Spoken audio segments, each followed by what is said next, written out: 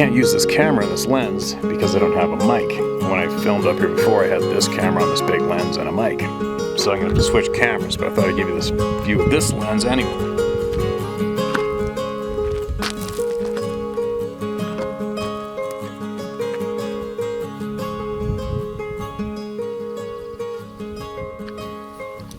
Alright, I can't take the sun, seriously, it's just too bright.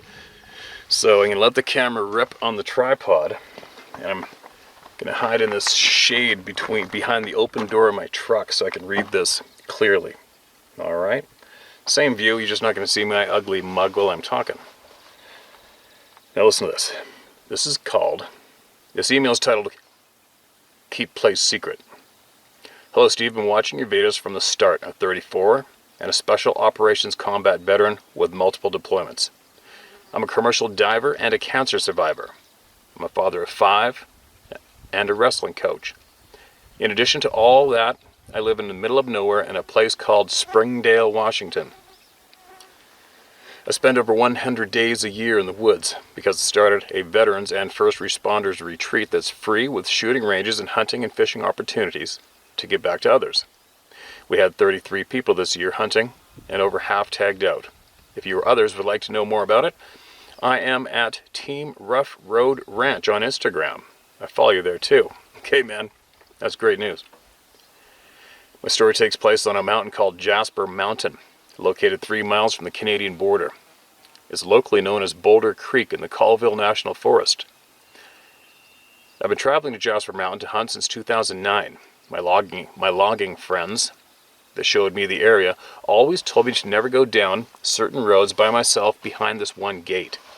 When asked why, I was told flat out that there are Sasquatch that live in this area, that they frequently have encounters with them, and if I ever do, that I should speak clearly and apologize for trespassing on their land, and that I should walk away. The second year there, my hunting buddies came back to camp and casually say they didn't see a deer, but they seen a group of Sasquatch crossing the burn. I blew it off and laughed, because I wasn't a believer yet. The next week I was joking with some of the parents at youth wrestling practice about it. With the straightest faces, all of them told me their stories and having seen them in that area while either cutting firewood or hunting.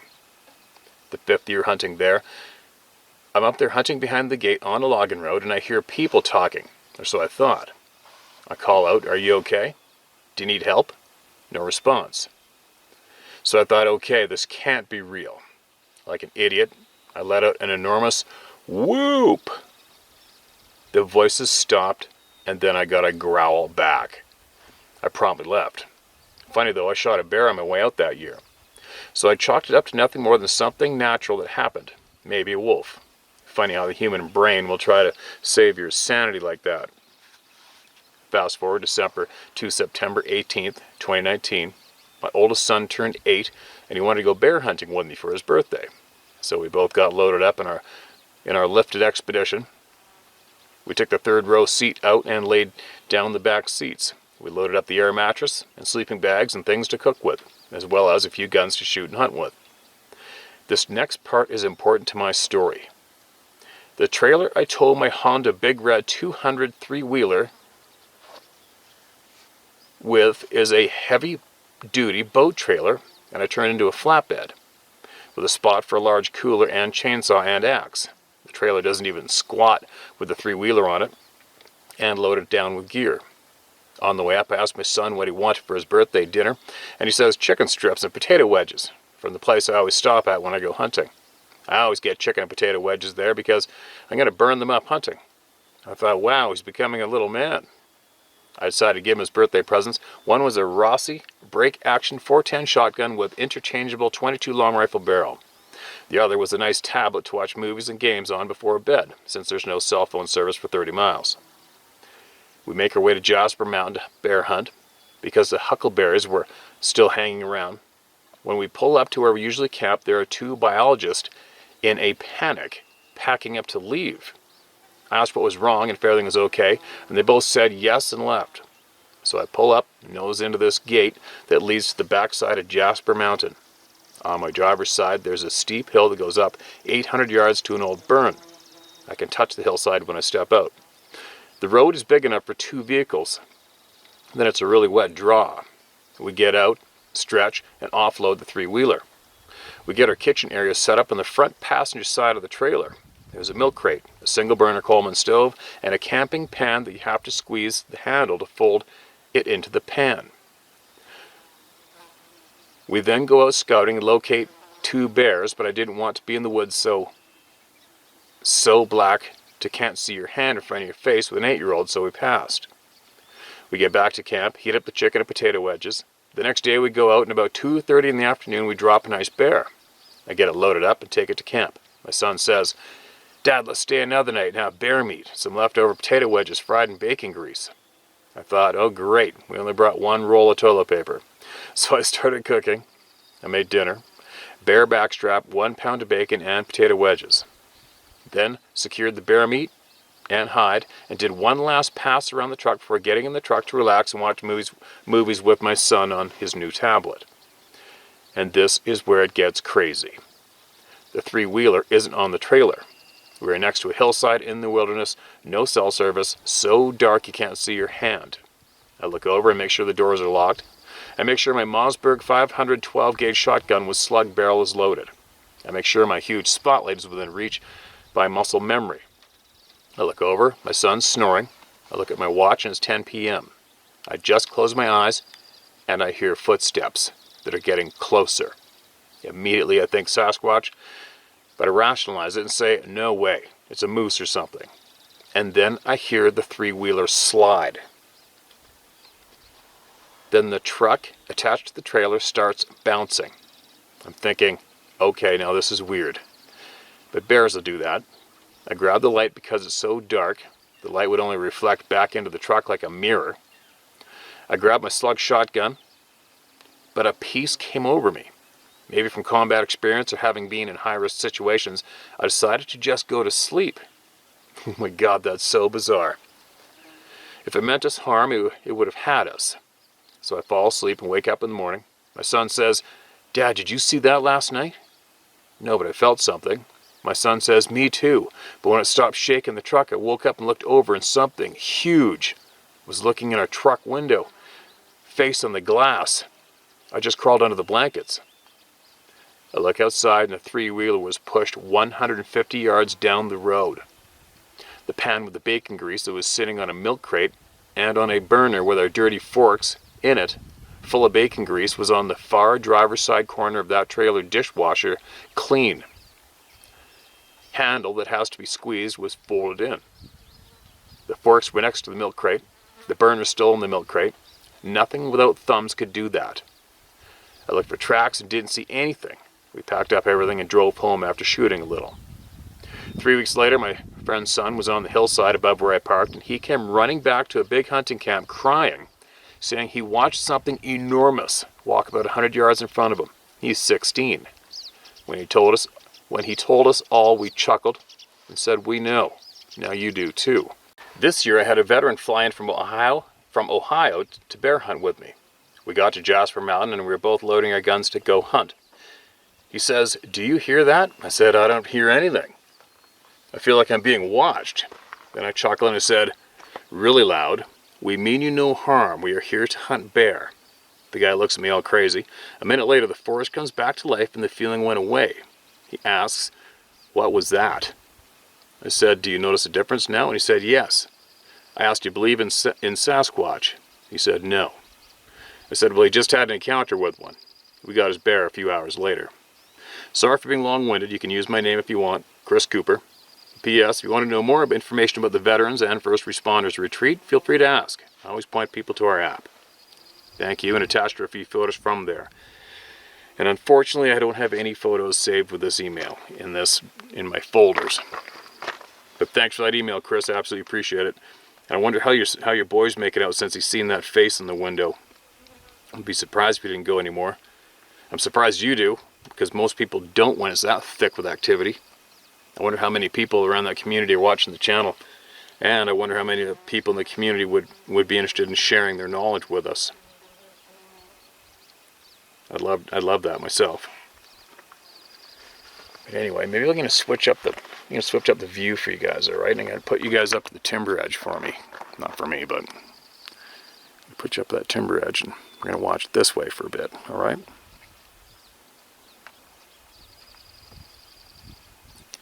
Where am I going to go here? Maybe I'll even zoom it in a bit.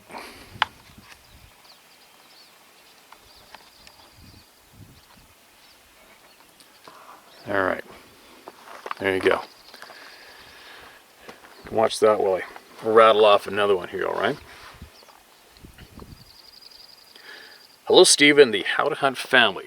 I've been a fan for about 3 years. My name is Jared Taylor, and I got 2 short stories for you. One's a Sasquatch story.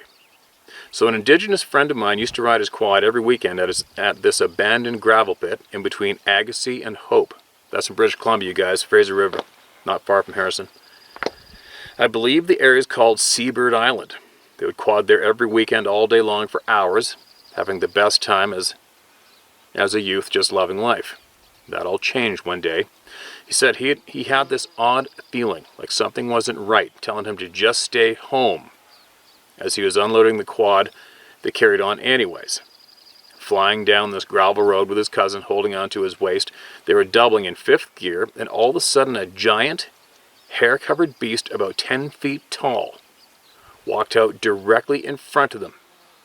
Being indigenous, he knew exactly what he was seeing. As he cranked a U-turn, surprised they didn't bail and hurt themselves, he noticed this stench. He raced back to the truck, loaded up, and as they were driving, the cousin said, "Did you notice the smell?" as he laughed. Then everyone went back again. I got him to take me there last year, and it was still eerie as shit. I'm writing from Mission, BC. I thought I'd say that to next story. And this is my encounter with a UFO story. I'll just describe it, what I saw. If you want more of what I was doing, where and when kind of stuff, tell me to send it again, but I don't want this to be long. I seen a light up in the sky. I thought it was a street light. I drove around the corner to now seeing it crossing the road about 100 feet off the ground. We pulled over, and I ran up to it trying to take pics. Cameras were shit on phones back then, LOL. It was this orange ball of light. It was getting brighter and dimmer constantly. Zero sound. It had a square object that was flying around it so fast that it was leaving tracers behind it. It was glowing red hot. The square object that was flying around the ball of light had to have been about 12 feet in diameter, and the square was about 1.5 feet in its dimensions. I got more stories. If this stuff is okay with you, read this, just let me know if it's okay. Thanks again, the Taylor twins in Mission. I got your back, Steve. Keep doing what you're doing, man. Alright, I got you too. Appreciate that share. The red ball light pulsing's not a new one. The square thing ripping around is kind of new to me. I don't think I've heard that one before. Who knows? I've heard so many. Mission, BC. There's a pile of activity in Mission as well. Tons. Keep you posted, man. You got any more, send it my way, alright? Keep sending it my way. Alright, maybe we'll switch it up behind me here. I don't know if anybody remembers, but I videotaped something big and dark in the timber behind me a few years ago up here while I was filming. Who knows what it was. Then some viewers said there's a few of them in there. I'm pretty certain there was one thing in there for sure anyway. Alright, let's keep the camera there while I read this one. Hi, Steve. I watch your channel for quite some time now. I love the stories that you share. So I finally decided to share my experience. It's about 3 years ago when I was deer hunting in the mountains of Ashe County, North Carolina. I went in the woods early that morning.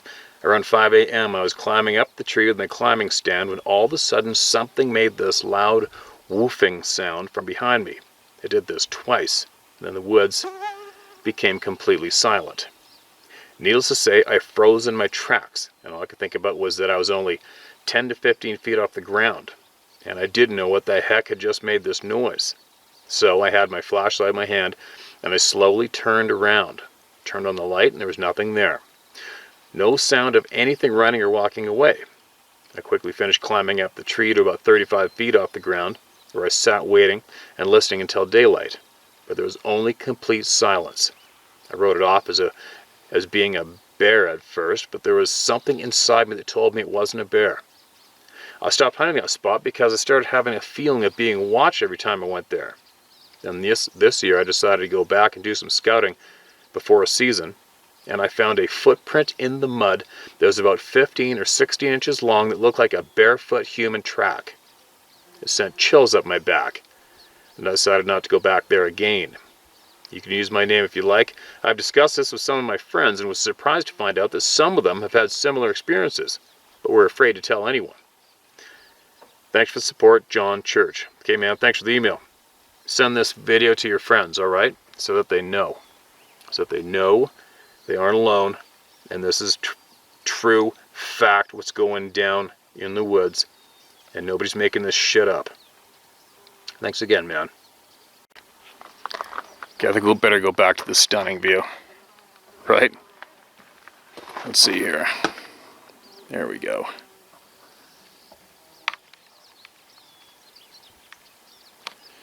Mount Curry. Nothing but crazy stuff goes on over there.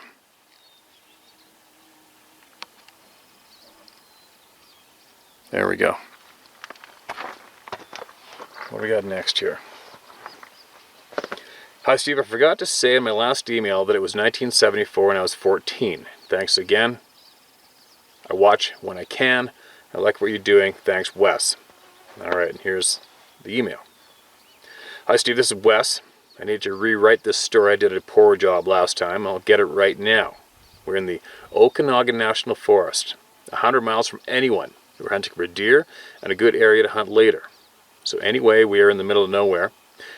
My aunt stops the car. We get out and go down the hill towards a creek. The grass and bushes were about 10 to 15 feet high, so we're walking around and we hear a very large growl from deep in the bushes. So we thought it was a bear and decided to head out of there. It was late afternoon, so we head to where we are going to camp out for the night. So we head up the mountain. When we got there, it was getting dark, so we made a fire and put our sleeping bags on the ground. Just about then, we hear a screaming from the valley below. I thought it was an elk. He said to me that there are no elk in this forest. Did you say ant? Deer.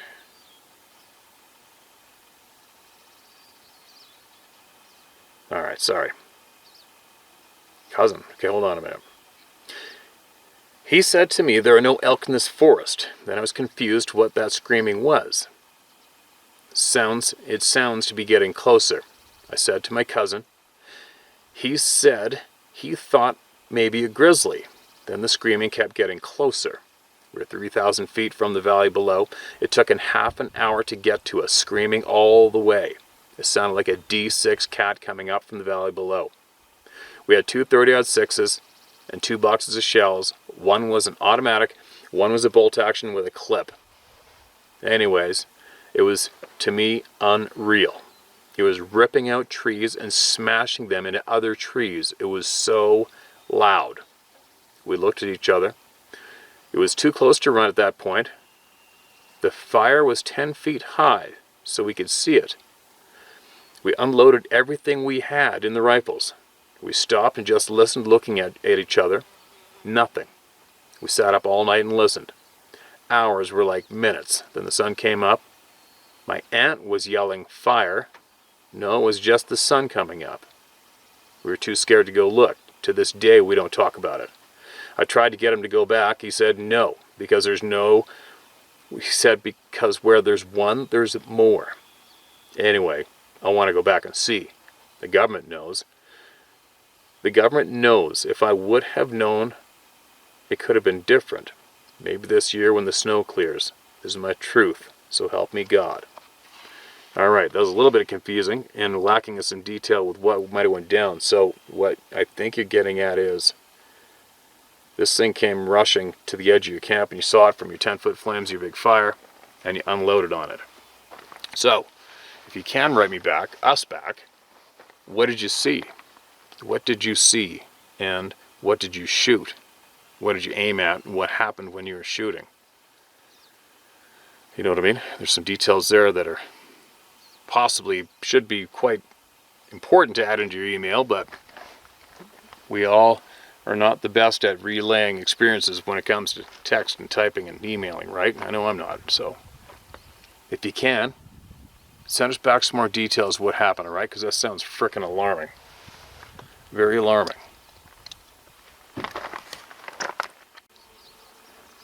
Alright, I'm going to move this over and zoom in way down the valley. You guys have seen this mountain peak behind my videos kind of recently, this last year anyway.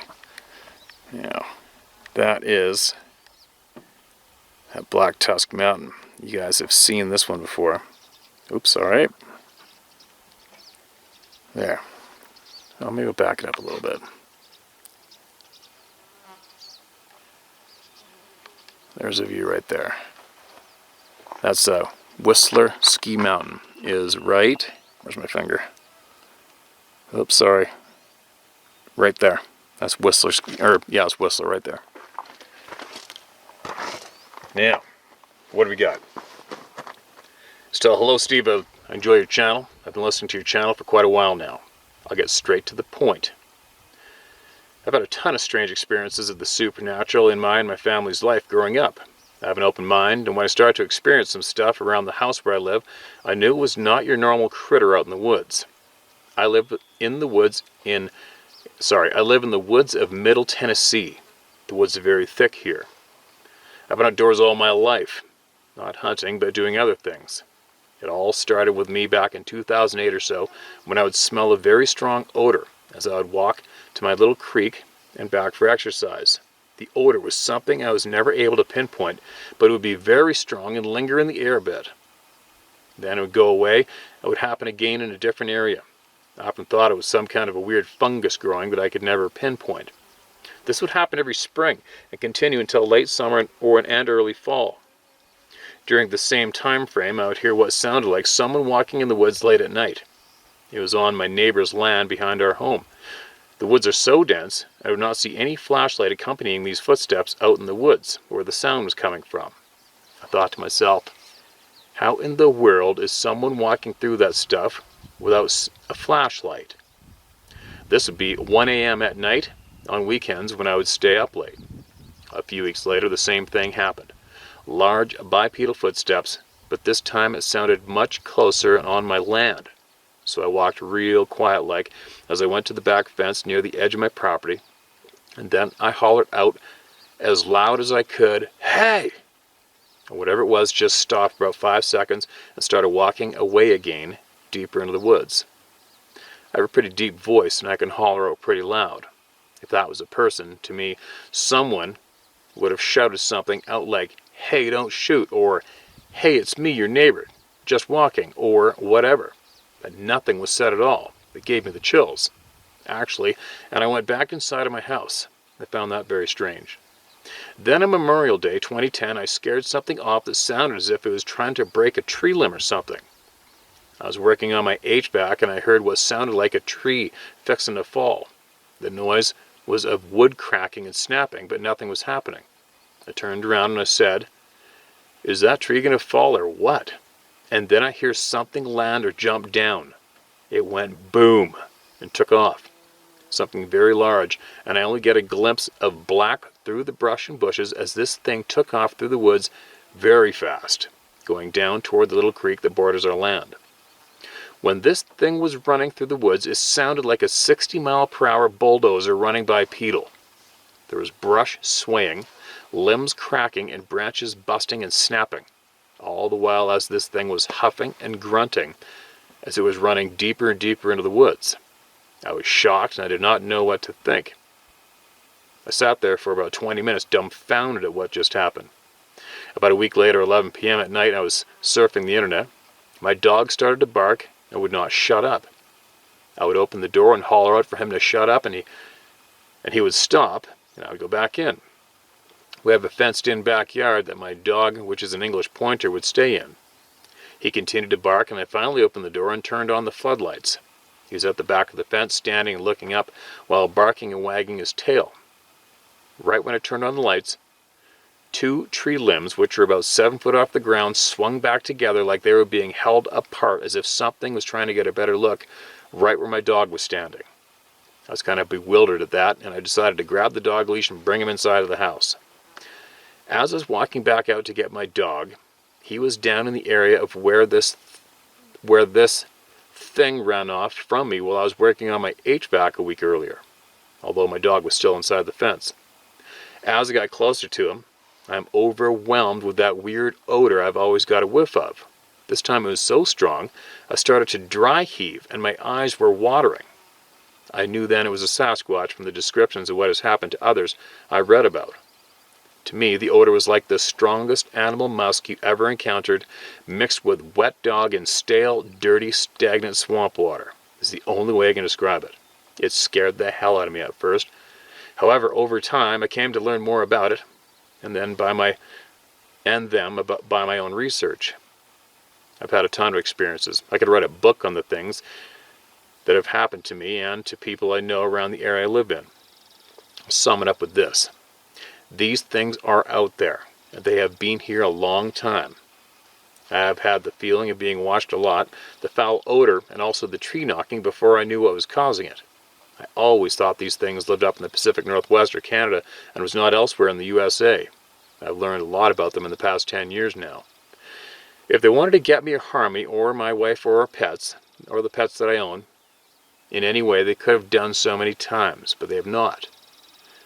At first I was buying large caliber rifles and stocking up on them and ammo, and having no less than 40 caliber pistol at my side, my 30-30 deer rifle and an AR-15 with a 30 round mag within arm's reach just to do yard work. No doubt. I'm not saying there are not bad Sasquatches out there. I know many that have terrible experiences, but for the hunters or outdoors person that is scared to go back into the woods because they saw one or knew one was nearby, get out there again and start enjoying life once more. Let's face it, if this thing wanted to get you or harm you, it would have done so before you or your family would know what happened to you. I no longer take a pistol to go exercise down to the creek and back anymore. This thing or things know where I live and know my habits. I think they're more curious about me than I am them now. I know it is more than one. I've saw Bigfoot prints that range from 5 inches long and larger. The creatures I have seen are large and black, but not as large as the 8 foot plus I have heard others encounter. These are not as bulky built either, at least not the ones I have seen. However, the one that ran off from me the day I was working on my HVAC had to be one large son of a bee due to the pounding of the footsteps every time one landed as it was running through the woods. I still hear the occasional tree knock and footsteps out in the woods. The last time it happened, I walked out into the backyard and I heard the loud single knock like a baseball being cracked by a bat sound. I hollered out to them, or it, "Yeah, I know you're there too." After that happened, all the experiences became fewer and fewer to almost nothing now. These things do not like clear open areas. Since 2010, I have cleared away all the small trees and underbrush near my home and any other foliage that something could hide in. Now my land looks like a state park in some areas. Once I started doing this, the Sasquatch stayed further and further away from my house and out into the woods. I've cleared so much away from my land they hardly even come around anymore. The last time I saw them was back in 2017 or 2018. I was getting something out of my shed. I looked up and about 60 yards away into the woods was an oblong black ball shape on the side of a tree trunk. I was like, what the hell is that? It was about 6.5 feet high up the tree trunk. I was trying to figure it out as I had never seen anything like that before.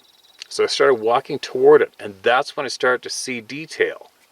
I saw the eyebrow ridge, eyes, black, hair all around the face, and dark gray skin, thin lips, and a forehead that swept up and back.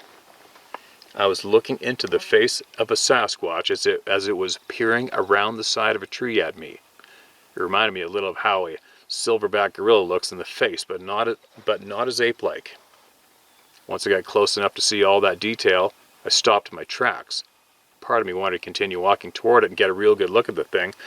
I was only about 50 yards from it, but I thought to myself, this thing could rip me limb from limb if I was to just If I was to just run over to it, instead I just watched it move back behind the tree trunk of the tree. When this experience happened, it was like somehow they know I'm aware of them and they have been around my property less and less. It was almost like the game was over for them. They are smart, and they will observe you when you have no idea of it. When you think your dog is barking at nothing during the middle of the night, your dog is trying to tell you something, so pay attention. I found large rocks that appeared overnight in my backyard that were not there the day before. I think would throw rocks at my dog at night. Some were larger than a grapefruit. Even your house cats can let you know something is there. One day after working outside, I was on my way back to the house and I noticed 4 of my cats all staring in the same direction out into the woods. They all had their tails bushed out and the hair was up on all of their back. I looked and could not see anything, but they sure could see it. Anyway, Steve, I like your no nonsense, straight to the point, tell it how it is attitude. If you get to read my email or not, I enjoy your channel very much. Keep up the good work, Tim. Tim, that's a very informative email for everybody to hear, man.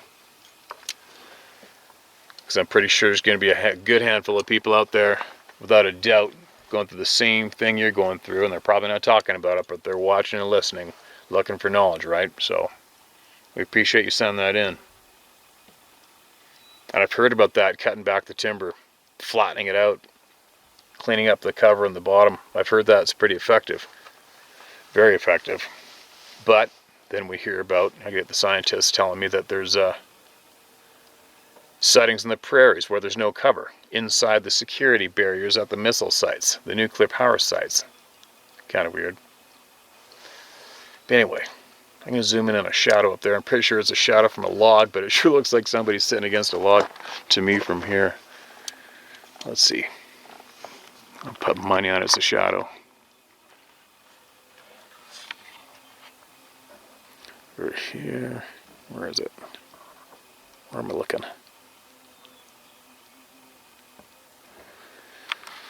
Where am I looking?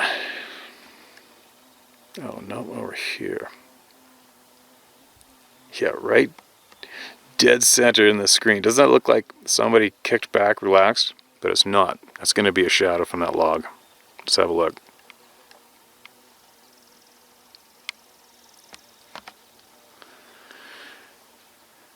It's got to be a shadow. Yeah, it's a shadow. There you go. But you can't stop yourself from looking for similar images. After you've seen one of these beings for real, you will never be able to stop yourself from scanning and looking when you're in the timber or out of the timber like I am right now. You just can't stop it. You can't stop yourself. Ever. Anyway, I gotta get up the mountain. I'm so hungry, it's stupid. I gotta get up real early and start my trek home. But man, it feels good being back here.